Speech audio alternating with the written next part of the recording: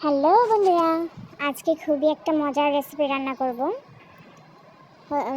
ডিম দিয়ে স্যান্ডউইচ। তাই প্রথমে একটা ডিম সিদ্ধ করে নিয়েছি, সেটাকে একটু ঝুরি করে নিয়েছি ডিমটা। তারপর এখানে পেঁয়াজ গ্রেট করে নিয়েছিলাম, সেটা দিয়ে দিয়েছি। তারপর গাজর গ্রেট দিয়ে দিয়েছি। তারপরে শসা গ্রেট করে নিয়েছিলাম, সেটাও দিয়ে দিয়েছি। তারপর টমেটো দিয়ে দিয়েছি। তারপর পরিমাণ মতো চিনি দিয়ে দিয়েছি 2 চামচ। তারপর পরিমাণ মতো লবণ দিয়ে দিয়েছি। তারপর পরিমাণ মতো গোলমরিচ দিয়ে দিয়েছি। তারপর আমি একটা হোয়াইট সস বানিয়েছিলাম, সেটা দিয়ে দিয়েছি। এই হোয়াইট সসটা আমি নিজেই বানিয়েছি। তারপর টমেটো কেচাপ দিয়ে দিলাম।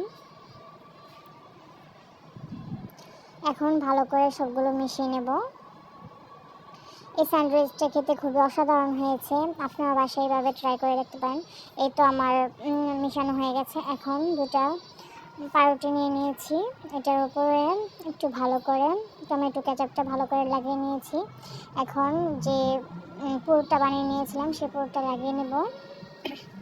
ডিমের পুরটা ভালো করে মিশিয়ে এটার উপরে আরেকটা পাউরুটি দিয়ে চাপ দিয়ে নেব।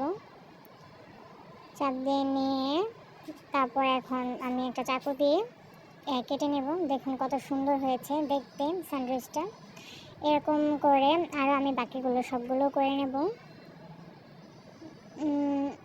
এরকম করে আমি বাকি সবগুলো করে নিয়েছি। দেখুন কত সুন্দর হয়েছে এই স্যান্ডউইচটা। আসলে অনেক অনেক টেস্ট হয়েছে খাবারটা। আমি যেভাবে রান্না করেছি, আপনারা যদি এই পদ্ধতিতে রান্না করেন খুবই দারুণ লাগে। আপনারা বাসায় ট্রাই করে দেখতে পারেন। আজকে এই পর্যন্তই, টাটা।